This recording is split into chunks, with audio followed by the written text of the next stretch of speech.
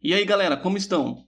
Hoje trago para vocês aquela análise de respeito, só que não tão mil grau assim, sobre o anime Bleach e suas duas últimas temporadas. Começando, é claro, pela primeira. Além da análise, terá um pouco do recap dos acontecimentos, mas nada tão profundo. E como eu já tinha feito umas análises de alguns episódios, então já peço desculpa aí porque pode parecer um pouco repetido, mas vai fazer parte aqui do próximo vídeo. Então, vamos lá.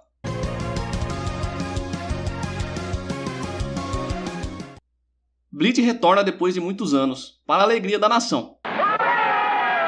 E traz uma incrível animação consigo. Acho que já mencionei que conheci meu melhor amigo graças ao Bleach. A temporada já começa com fanservice para geral sentir nostalgia, quando enormes Hollows aparecem na cidade e o grupo de Ichigo aparece para derrotá-los e salvar alguns Shinigamis mais fracos. Temos até o momento onde a musiquinha clássica toca.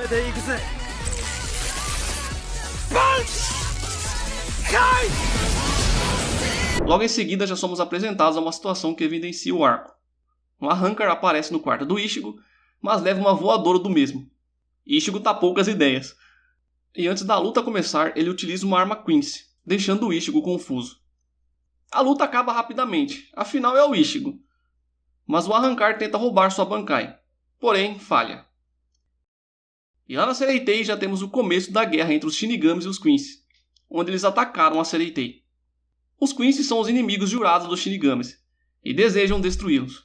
Querem a paz através da força, e sabemos que isso não funciona. Seu líder, ou seja, o Rei Quincy, se chama Yurrabarra, e vocês vão ver como ele é apelão. De volta na casa do Ichigo, eles são surpreendidos pela aparição de Neliel e outro Arrancar, que vem em busca de ajuda, pois os Quincy estão atacando o Ecomundo, que é o lar dos Arrancares e dos Hollows. E lá no Ecomundo vemos que os Quincy estão metendo louco, e matando geral, e até recrutando alguns Arrancars. E o Yurrabarra não tá nem aí, o cara é frio e mata sem dó, até mesmo outros Quincy. Claro que o Ichigo resolve ajudar, e eles vão até o Ecomundo, junto de Urahara. Eles atravessam a passagem enquanto debatem sobre o que está acontecendo. O Urahara é inteligente, está sempre atento aos detalhes. Ao chegarem, Ichigo já vê que o negócio está feio, e já parte para ajudar, enquanto alguns Arrancares estão aprisionados e sendo mortos por um Quincy. Então assim 3 Arrancar aparecem e começam a lutar com o líder no local. A luta até estava indo bem, mas o Quincy, sem muito esforço, derrota as 3. E aí o Shed Ichigo aparece e já mostra quem manda. Porém, as 3 guardas de Harribel fazem uma invocação e soltam um bicho muito louco, que começa a espancar o Quincy. Tudo parecia ir bem, mas felicidade de pobre dura pouco, e o Quincy usa um poder roubadaço e vence a luta, sobrando apenas o Ichigo. Você tá falando sério? Ih, rapaz. Não dá pra esperar que tudo saia bem. Ishida, o Quincy amigo de Ichigo, descobre sobre o passado e fica meio bolado das ideias, já querendo virar a casaca. Enquanto isso, na Solo Society, os capitães Shinigami se reúnem para se prepararem para a luta que viria a acontecer. Em algumas cenas podemos ver a explicação das tretas. Os Quincy estão pistola pois no passado foram derrotados. Trágico. Trágico. Tudo isso pois seus motivos pareciam distorcidos demais. Me corrijam aqui se eu estiver errado. Como se passou 200 anos, os sobreviventes se fortaleceram. Eles se prepararam tanto que os caras quando invadem a Soul Society parecem tanques de guerra derrubando muros de madeira. E não é somente isso, mas os capitães, mesmo sabendo do poder inimigo, mandam os Shinigamis de baixa patente e os tenentes para a linha de frente. É sério isso? Não preciso nem dizer que foi uma porcaria de estratégia. E como era de se esperar, segurança fraca. Antes que esperassem, estava lá os Quincy, causando uma carnificina, acabando com os Shinigamis mais fracos. Coitado dos figurantes. Como se não bastasse isso, os capitães que já estavam cientes de que caso utilizassem a Bankai, as perderiam, 4 deles vão lá e usam, só para ver qual é a do poder. E claro, perderam o Bankai. E depois do Ichigo botar o Quincy para jogar no Vasco, ele corre em direção a Sereitei, pois lá o bicho está pegando. Enquanto isso, vários capitães começam a ser derrotados. Byakuya nem dá pro cheiro e ainda perde a Bankai. O mesmo acontece com Rukia e Renji. E até mesmo o monstro chamado de Kenpachi é derrotado. Esses Quincy's aí vieram tudo bufado. Tão de hack, cara. Até o Yamamoto entra na briga. Com seu poder ele é capaz de derrotar vários Quincy's e confronta Yurrabarra. A Bankai dele é foda. Pode destruir a Sereitei fácil. Mas o velho tá meio caduco das ideias. E nem presta atenção e derrota um sósia do Yurrabarra. Apesar disso, essa luta é muito boa. Os poderes dessa Bankai é muito louco. Só que infelizmente, o velho tem a Bankai roubada pelo verdadeiro Yurrabarra. E vai jogar no Vasco também. Até temos um flashback da história do Yamamoto. Mas a partir daí, o caos reina e tudo só piora para os Shinigamis, que saem derrotados. Ichigo até aparece com sua pose de protagonista e começa a lutar com o Yurrabarra. Mas também é derrotado e quase morto. A surra que os Shinigamis levaram aí foi colossal. E para piorar, a Zanpakuto do Ichigo ainda quebrou. Isso que é azar. Depois de serem humilhados pelos manos dos arcos, que nem usam arcos, agora a Divisão Zero resolve aparecer. E ainda começa humilhando os Shinigamis, já que eles não tancaram a invasão. A ideia aqui é levar o Ichigo e os outros para se recuperarem. Os membros da Divisão Zero são foda. Tem o criador da Zanpakuto, o responsável por cuidar dos ferimentos e por aí vai. E a partir daí eles vão para o palácio, onde vão passar pelo processo de recuperação e fortalecimento. Logo de cara já vão dar uma relaxada nas fontes termais de recuperação. O cara joga o Renji, a Hulk e o Byakuya de qualquer jeito lá dentro. Aqui tem muita informação para passar. Mas resumindo, ele limpa tudo que está ruim, seja a energia ou o sangue, e renova tudo. Esse é o melhor resumo da galáxia. Ichigo agora começa seu treinamento, sendo quase afogado dentro da fonte. E ainda apanha, igual um condenado, nas mãos de Tenjiro, que criou as fontes termais curativas. Tudo para descobrir que está curado. Imagina na vida real. Você apanha antes de receber alta. Renji também recebe alta depois de receber um socão no estômago e ficar em pé. Lá na Sereitei, o Kitaki está falando com os Gola Branca, que só ficam sentados dando ordens. Ele pede para que o monstro do Zaraki possa lutar para valer. Vai sair da jaula o monstro. Ichigo e Renji caem na segunda etapa do palácio, onde recebem um banquete bem suspeito. Eles começam a comer, como se estivessem passando fome há anos. Essa comida é mágica e aumenta o apetite. Mas tem aquelas pessoas que não precisam de comida mágica para comer sem parar, né? Ela é servida por uma Shinigami gordinha chamada Hikifune, mas que depois de utilizar seu poder para fazer a refeição, emagrece. Esse é o método de emagrecimento comprovado. Ou não. Utilizando sua Reiatsu, ela faz o banquete para os dois renovarem as energias, e eles continuam comendo como se o estômago fosse infinito, até estarem prontos para o próximo desafio. E o resultado do pedido de Ukitake deu certo. E agora vemos o monstro treinando com o Nohana. Sim, a Shinigami médica. Mas essa mulher foi simplesmente uma poderosa assassina ao nível do Zaraki. A mulher era o perigo em vida, e ela se juntou ao Yamamoto fundando o Gotei 13. A luta é tão intensa que o Zaraki fica à beira da morte várias vezes. O bagulho é louco. O Nohana também é um Kenpachi, sendo o título que Zaraki herdou também, mostrando que os dois são foda pra caramba. O Nohana já havia lutado com o Zaraki quando criança, e reconhecia o seu poder. A luta aqui chega a níveis extremos, onde os dois colocam suas vidas em risco.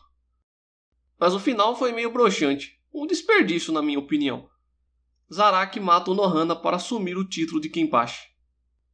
Enquanto isso, Ichigo e Renji partem para o terceiro desafio com o Uetsu, o conhecido como o Deus das Espadas, criador das Zanpakutos. O cara já começa sacaneando os dois, forçando-os a pedir por favor de uma forma ridícula, e ainda tira foto deles. Sacanagem, velho. No fim, eles são levados à sala das Zanpakutos e jogados lá dentro, onde tem um monte de manequins bizarros. O treinamento começa e eles são atacados pelos manequins, enquanto não conseguem nem entender a explicação de Uetsu. O Uetsu parece um rapper vida louca. No final, Renji termina o treino, mas o Ichigo falha. Isso porque ele não é bem um Shinigami. O cara é basicamente todos os poderes do anime. Mas o Uetsu ainda tem uma carta na manga para ajudá-lo a recuperar a sua Zanpakuto.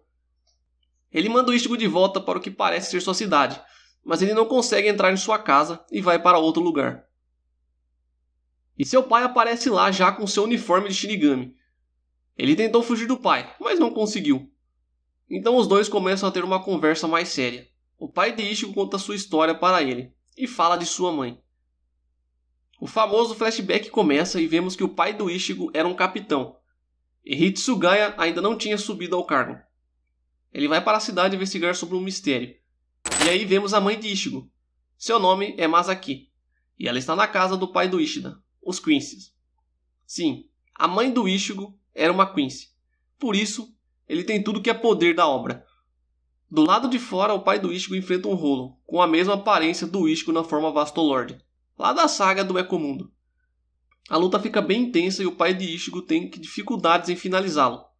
No meio disso, aparece um estranho que já sabemos quem é, Aizen.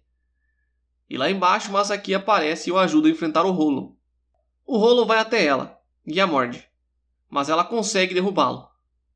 Contudo, ele se autodestrói, mas Shiba, ou o pai do Ichigo, consegue salvá-la a tempo. E aqui finalmente o laço entre os dois é construído. Nada que uma batalha de vida ou morte para criar o amor de duas pessoas, né? Felizmente para o Shiba não teve consequências por ignorar as ordens da Sereitei. Mas para Masaki era diferente, devido à linhagem Quincy, a mãe do Ryu, pai do Ishida, a repreende.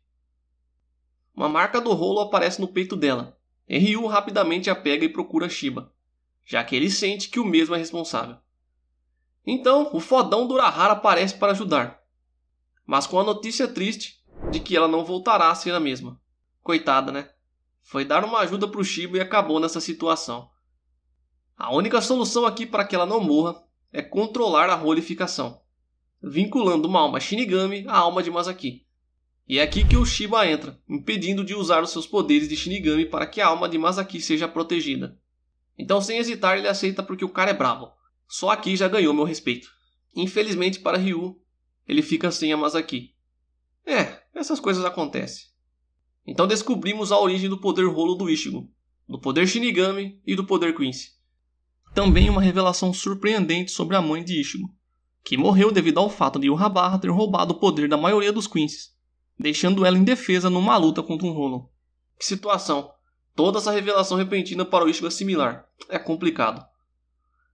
E depois disso, uma das subordinadas de Oetsu aparece e o leva de volta e dessa vez, sem nem perder tempo, Ichigo já encontra sua Zanpakuto. Agora sim. Enquanto a Zanpakuto é reforjada, os Shinigamis começam a se preparar da maneira que é possível, vistos que eles podem sofrer um ataque a qualquer momento.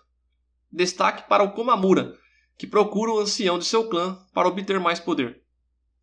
Ichigo então, junto de sua Zanpakuto, ainda marionete, vão até a sala de forja. E que forja! Aqui é tudo a nível extremo, e as forjadoras são tudo waifu para a felicidade da galera, tirando o próprio Etsu. Ele revela a Ichigo que o Hollow dentro dele é o catalisador de sua Zanpakuto, e que Zangetsu era um impostor. Na verdade, era o poder Quincy na aparência mais jovem de Yhwach. Altas reviravoltas aqui. A mente do Ichigo vai explodir desse jeito. O Ichigo tem uma conversa com a Zangetsu dentro dele, onde ele explica sobre como tudo ocorreu, e que ele tentava impedir o Ichigo de usar seu poder de Shinigami. No fim, Ichigo não o considera algo ruim, mas sim alguém que o ajudou a sobreviver em diversos momentos. E ele enfim se despede da imagem de Zangetsu dentro de si. Após toda essa conversa, finalmente a Zanpakuto de Ichigo está pronta, com um visual que eu particularmente não curti muito não. E enfim a primeira parte termina, assim que vemos Ishida indo se encontrar com o Rei Quincy para se aliar a ele. Olha, eu não ia fazer o recap, mas acabou saindo assim. Então vai assim mesmo. Eu espero que vocês tenham curtido. Resumi o máximo que consegui para deixar mais dinâmico. E o resto é com vocês, né, assistindo. Não deixem de se inscrever e deixar seu like para apoiar. Um abraço a todos. Valeu!